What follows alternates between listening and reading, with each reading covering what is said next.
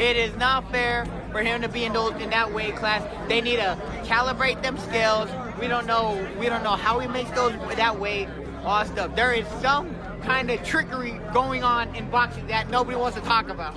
Who he had beaten once before in a controversial fight where Tszyu was bleeding very badly, and before he fought him in a rematch, Tszyu had been knocked out. So he beats Tszyu, and then he beats, Thurman, who's been very inactive, moved up in weight, and was a huge underdog for those reasons. Do you want to be undisputed, or what's your ultimate goal in the ring? There was an idea of becoming undisputed at one time, but as of right now, it's so much politics. Look with the WB, all those things that don't line up with us. You can't. It's a business as well. So if you're not gonna work with me, I can't. Whispers inside boxing circles start to grow louder as insiders point fingers at Sebastian Fundora, questioning what really happened the night he faced Keith Thurman, hinting at tactics that didn't sit right beneath the bright lights. Then suddenly, Rolando Romero steps in, unapologetic and direct, claiming Fondora has no real place in that division. But it doesn't stop there, because beneath his words lies something deeper, something most fighters never say out loud. Talk of subtle tricks, quiet advantages, and a hidden side of boxing that few dare to expose. And just like that, the sport finds itself caught in a storm of tension, questions, and a debate that refuses to die down. Sustained beatings that he passes out. When he fights, it's the way he gets on top of people and just the body just destroys him. Man, he over there trying to chop everybody's head off. I'm telling you like this, man. I sit there, man. I just look. I'm like, there's no way. Like you gotta go over there and just like boom, right on the top like that, right? Hope for the best, The tension spills onto X, where a fan doesn't hold back, calling Sebastian Fundora an unfair cheat code, and insisting that if the entire 154 division chose to avoid him, no one could really blame them, questioning how someone with that towering height is even allowed to compete there. And just like that, the conversation ignites into something much bigger. Then the images surface, Keith Thurman's face marked and battered in a way that feels almost unsettling. Injuries so severe, they push fans to wonder if ordinary gloves and natural punching power could truly explain it, or if something else was at play behind the scenes. The whispers grow louder, suspicions creeping in about possible tampering, about edges unseen and rules bent in silence. And even as the storm builds, Thurman, bruised but unbroken, shows his own frustration, making it clear he didn't agree with the referee stepping in, leaving the fight, and the truth behind it hanging in the air like a question no one can fully answer. Conditioning, he's a volume puncher, and I think it's just that little bit of a press that he was putting on that let that referee feel the way that he felt to jump in. But he was pressing, he was opening up, he was starting to throw wide, and that's where the veteran has an opportunity to shine. I'm telling you, man, the fans were loving it. The action was getting real. There was no need to just stop it right then and right there, But once again, I'm not that beat up. I can fight more, and we'll see what happens, man. But it was a good fight. I wanted a great fight, and I think if it went just a few more minutes, something great would happen. Or maybe I would have got dropped, and then, at the end of the day, I can... Behind the scenes, a different kind of story begins to unfold around Sebastian Fundora. One that doesn't play out under the bright lights, but lingers in quiet decisions and careful moves. As reports suggest, he's not chasing undisputed glory the way others might, and that choice alone raises questions. It's said he believes stepping beyond the safety of the World Boxing Council could leave him exposed, that other sanctioning bodies might not offer the same level of protection or support, and in a sport where every edge matters, that fear carries weight. So instead of risking everything for multiple belts, he stays close to the WBC, holding on to its backing like a shield, even if it means putting broader championship ambitions on hold.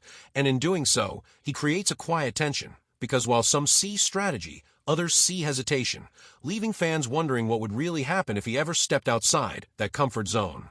I'm comfy with the WBC. I still think I'm recognized as the best. I think I'm the best. So, this. The noise doesn't slow down, it only gets louder as another fan jumps onto X with raw frustration, calling out what they see as fake politeness masking something deeper, accusing critics of pretending not to notice what they believe is fraud. And just like that, the fire spreads again, pulling more voices into the chaos and pushing the debate into overdrive around Sebastian Fundora. But in the middle of all that noise, Fondora stands firm, refusing to bend under the weight of accusations, insisting there's nothing mysterious behind his rise, no hidden tricks, no shortcuts, just relentless preparation that began months before the fight, long before the lights, long before the controversy.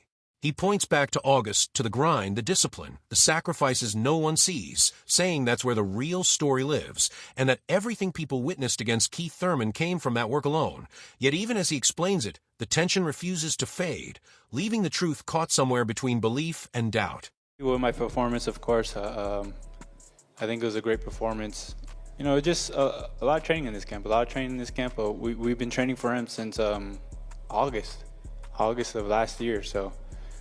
it was unfortunate that we couldn't fight in October, but we stayed training, we stayed getting ready for this former Hall of Famer, and show tonight.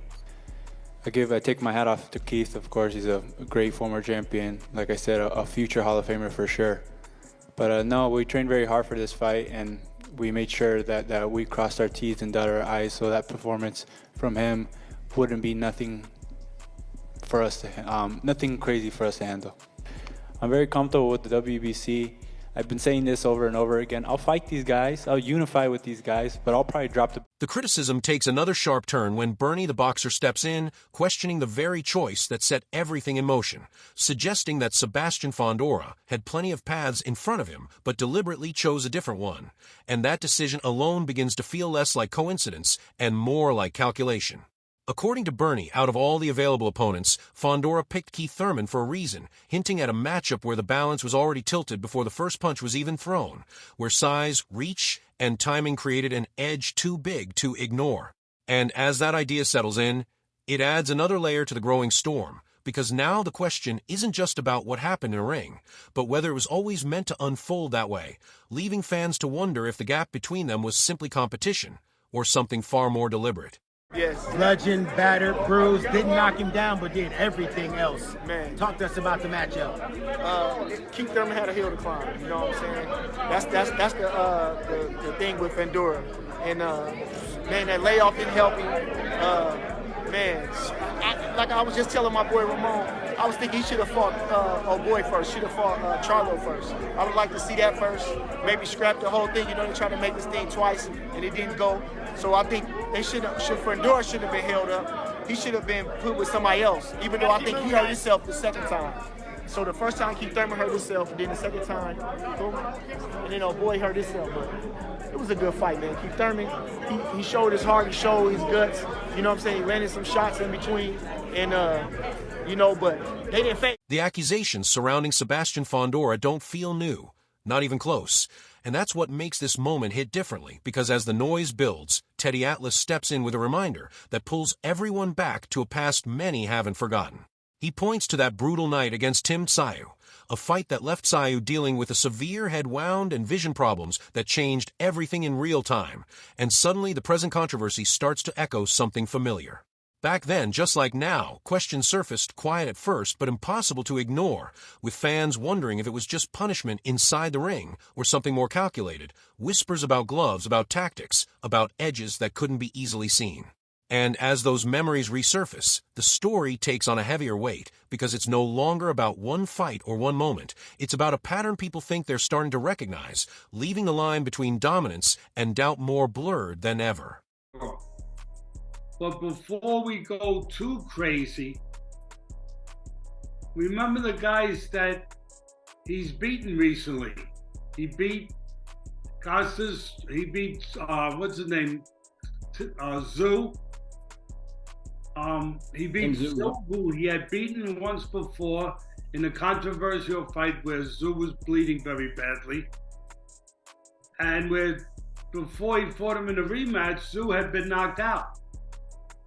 So he beats Zoo, and then he beats, Thurman, who's been very inactive, moved up in weight, and was a huge underdog for those reasons. So let him beat somebody maybe a little bit of a higher level of thought before you. The reaction doesn't stop there, as Jose Benavidez Sr. steps forward with his own blunt assessment of Sebastian Fundora's TKO win over Keith Thurman, and the way he breaks it down adds yet another layer to the growing tension. He points directly at Fondora's youth and that overwhelming height advantage, suggesting those factors alone created a gap that was hard to ignore before the fight even began, but then he goes deeper, shifting the focus onto Thurman's long inactivity and the version of himself that showed up that night. According to him, it wasn't just a fight, it was a mismatch waiting to happen, a pairing that never truly felt even. And as that idea settles in, it reshapes how the outcome is viewed, because now it's not only about what happened in the ring, but whether the balance between them was ever real to begin with. To be honest, I already kind of knew that, Fondora is super young right now, super tall, and Keith Thurman, at the end of the day, he was a great fighter, he was a good fighter, but he had a lot of tough fights, but I thought Keith was going to give him a little bit of trouble, and take him to deep waters and test him a little bit. But, when Fondora threw the right hand the first time, he kind of got him, and, that's when like, oh, man, Fondora, I think it's too much for him. Fondora looked really good. He used his distance, his body shots, and straight punches and everything. I think, in my opinion, he looked really good. And Keith Thurman, he tried. And it was a great stoppage, in my opinion, it's good. When they stopped the fight and I saw his face, I was like, damn, it was. The frustration boils over again when a fan on X, Ruthless Fura, cuts straight to the point, calling the fight mismatched from the very beginning and claiming it somehow looked even worse once it actually unfolded. A sharp critique that echoes what more and more people are starting to feel about the imbalance. And just as that sentiment spreads, Chris Algeri steps in with a deeper, more calculated breakdown of how Sebastian Fundora secured his TKO win over Keith Thurman. He points to something almost unsettling, Fondora's rare ability to land short uppercuts from a distance most fighters can't even reach, describing him as a dangerous puzzle that Thurman just couldn't figure out no matter how hard he tried. And then the focus shifts again because Algeri doesn't ignore Thurman's side of the story, noting the signs of decline, the inactivity, the slower legs, the struggle to deal with that massive 80-inch reach. He even takes it back to Fondora's early days when he looked awkward and unpolished, almost out of place, only to contrast it with the fighter he's become now, composed, confident, and in full control, using his jab with precision, throwing an incredible 44 per round in this very fight. And what makes it all feel even more one-sided is the realization that Fondora never truly had to push beyond his comfort zone, calmly working behind that jab, picking his shots, landing clean power, until the moment the fight was finally stopped, leaving behind a performance that feels as dominant as it does debated. He throws a rear uppercut from long range. He throws a lead uppercut from mid-range. So he's a wildly dangerous puzzle to figure out. And Keith had no answer. And I guess in hindsight, that's probably not that surprising. Keith was not a 54-pounder. But yeah, it was underwhelming, I should say. I expected a little more from Keith. Talks the big game, had that illustrious run at 147, but ultimately, like I said, Father Time over one time. Father Time gets everybody, he just looks slow, the legs weren't there, and also you're fighting a guy, like you said, with the 80-inch reach, and also knows how to use it now. That's what we're seeing from Fondora, is first couple of fights of his career when he was fighting. Even as Chris Algeri gives credit to Sebastian Fondora's growth, there's a sharp edge to his words that shifts the tone completely, because he doesn't hold back in describing Keith Thurman's performance as far from competitive, suggesting he never truly engaged in a real fight, and that alone drains some of the excitement from what should have been a defining moment. Algeri leans into that idea, arguing that despite how dominant Fondora looked, the performance didn't really reveal anything new, not when the opponent across from him seemed like a shadow of his former self, a fighter past his prime, and unable to push back in any meaningful way. And that's where the narrative takes another turn, because now the focus isn't on what Fondora did, but on what still hasn't been proven, as Algeri points out that at just 28, Fondora is stepping into his prime, into the phase where questions can no longer be avoided. He throws out names like Virgil Ortiz Jr. and Jaron Ennis, framing them not just as opponents, but as real tests waiting in the shadows, the kind that expose truth instead of fueling debate. Because in his eyes, Fondora's journey from a tall, awkward prospect into a dangerous contender is real. It's undeniable, but it's still incomplete. And until he stands across from elite-level competition at 154, the question of how great he truly is will keep lingering, unanswered and impossible to ignore. Tszyu fight was impressive. The second Tszyu fight is where I think now Fundora can settle in now, and this is like what he's going to be. He's going to be a guy that pumps his jab. He's going to be a guy that throws power shots and lands power shots. I mean, his jab was really impressive. He threw 44 jabs per round in this fight. We're talking about a guy that never used to throw the jab. We always wondered, why does he fight on the inside when he has a bajillion-inch reach advantage over his opponents? But he's now settling in. And he started with the jab, and then he didn't even get out of first gear. Like, did you see? I didn't see Fundora exert any extra energy in this fight. He stuck behind his jab and threw short, concise power shots and just kept finding a home for them until the fight was ultimately stopped. I think Fundora is really coming into his own, but we got to see him now with an elite. Winky Wright looked back on Sebastian Fundora's victory over Keith Thurman with a keen eye, painting a picture of a fight defined by unrelenting pressure and calculated persistence. He explained how Thurman's constant movement, meant to carve out openings and create opportunities, instead became a trap of his own making, sapping energy far earlier than anyone expected. Every step, every shift, intended to evade and counter, only magnified his fatigue, and Wright made it clear that what seemed like agility and skill ultimately worked against Thurman, leaving him slower, labored, and struggling to find any rhythm in his offense. Meanwhile, Fondora, ever patient, seized the moment, maintaining a steady, methodical aggression that forced Thurman onto the back foot, hemmed in, and limited to reaction rather than action.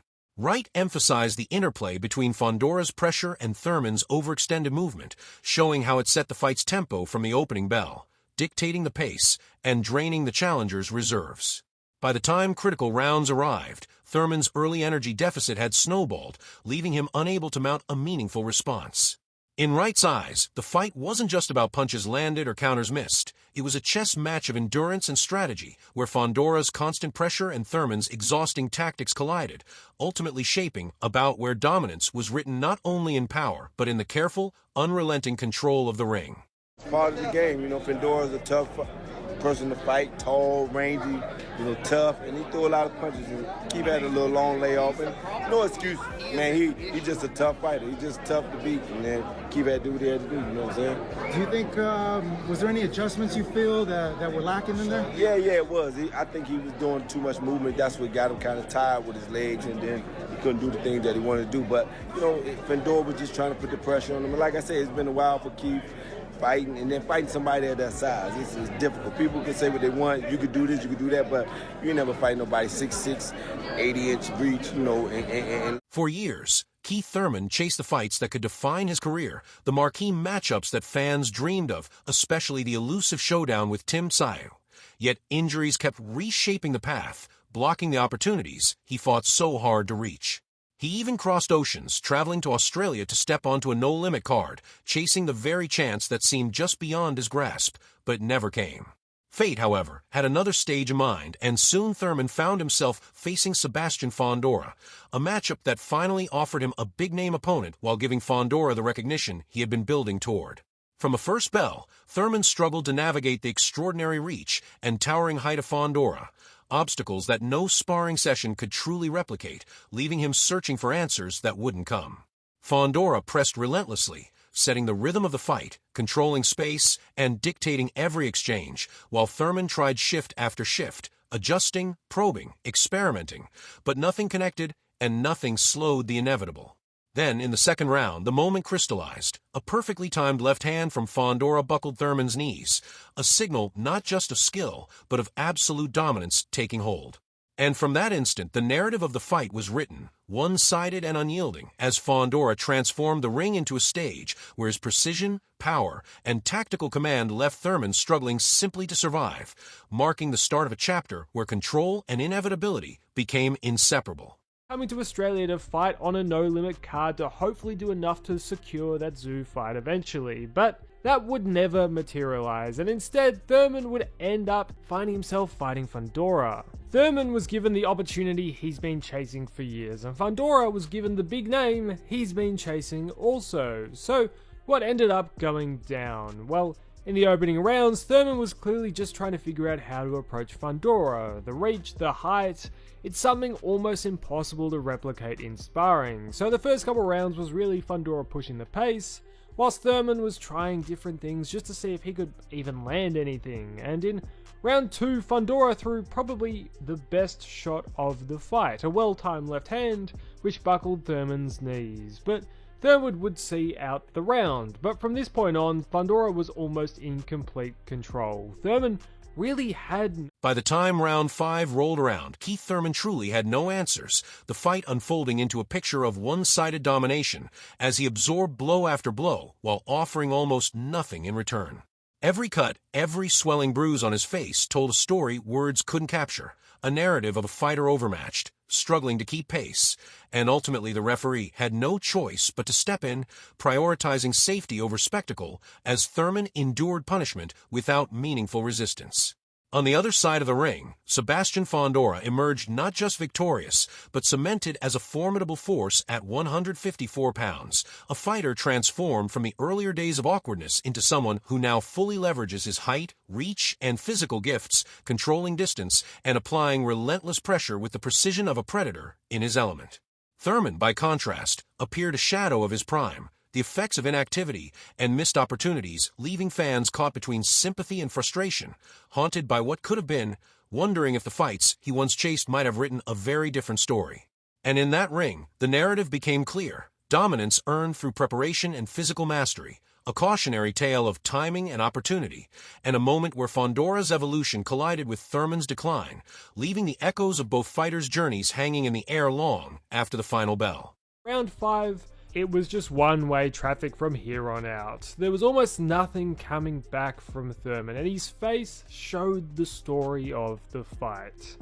And in the next round, this pressure kept going. Fondora kept laying it on, pushing Thurman onto the back foot, which caused the referee to step in to stop the fight. He saw too much. Although Thurman was still moving, he wasn't really throwing anything back, and he was copping too much damage. It was common sense why the ref stepped in to stop it. But with this win, Fondora has cemented himself as one of the toughest champs at 154. The Fondora we saw against Mendoza is dead. He now really knows how to use his advantages beautifully. He didn't give Thurman space to breathe. He controlled that distance, laid it on him, and barely got... Liam Goff offered a piercing perspective on Keith Thurman's career, weaving together triumph and missed opportunity, and painting a portrait of a fighter once at the pinnacle of his division. He took fans back to Thurman's peak, the years when he reigned as welterweight champion, recalling unforgettable bouts against Sean Porter in 2016 and Danny Garcia soon after, a time when he was unified at 147 pounds and the boxing world seemed to bend at his feet.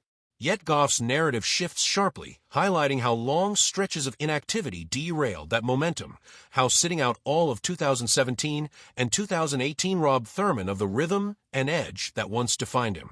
He returned to the ring against Jose Lopez in 2019 only to stumble against Manny Pacquiao, and after that, sporadic outings against Mario Barrios and lesser-known opponents did little to restore his prime form. By the time he faced Sebastian Fundora, Goff argued Thurman had wasted years that could have defined him, leaving him far past his best. In his view, a world title shot was no longer justified, and this matchup, framed against the backdrop of Thurman's decline since Pacquiao, felt almost absurd, a collision between a fading former champion and a rising force in a story of timing, opportunity, and what might have been. I love watching him. He was one time... He then turned into runtime, as many people called him, but he still had really fun fights. Like his fight against Sean Porter in the Barclays Centre back in 2016, 10 years ago now. That was a great fight. It was competitive, it was close, but it was action from start to finish. It was brilliant. He then goes and he fights Danny Garcia. And that wasn't as fun, but it was still a good fight. And it was still Danny Garcia. I think Danny Garcia was still, peak Danny Garcia at the time. It wasn't that long removed from the Amir Khan fight, 5 years, but it's still reasonably good Danny Garcia. And you're thinking, right, Keith Thurman, The world's at your feet right now. You're unified champion at 147 pounds. Floyd Mayweather was getting ready to fight McGregor. You could be saying right now that he's gone, I'm the guy, this, that, and the other. You'd Kell Brook with you. You'd so many things going. So many good options, so many good opportunities.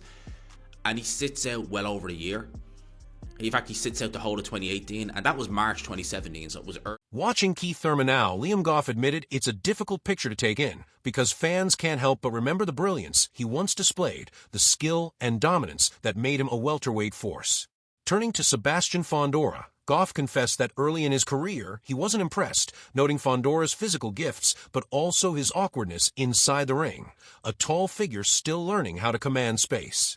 Yet over time, especially after the battles with Tim Tszyu, Fondora has transformed, growing into a fighter that now carries real danger, a contender who combines size, skill, and timing in ways that few can match. For Goff, the contrast could not be sharper. Thurman's potential squandered through inactivity and missed opportunities versus Fondora's rise, steady and deliberate, carving his path toward prominence. And in that comparison, the story of the fight itself becomes clear. Thurman's legacy... March at that. He sits out the whole of 2017, the whole of 2018, comes back against Josecito Lopez in January. I think it was Josecito Lopez anyway. In January 2019, doesn't look good in that fight, and then loses to Manny Pacquiao. Spends, 3 years nearly out of the ring? Fights Mario Barrios, and wins that. And then has another, 3 years of inactivity to then fight Brock Javez, a guy who had previously lost at 140 pounds. And I think he'd fought even lighter than that, to now getting this fight with Sebastian Fundora. I have described the last 7 years of Keith Thurman's career like that, because there's been so little to talk about. I don't understand it. I don't get where the inactivity came from. I don't get the reason behind it. I don't get that he takes these 2-year breaks, comes back, has one fight, and then waits another 2 years and then gets a world title. He's shadowed by absence, while Fondora's development signals a new era at 154 pounds.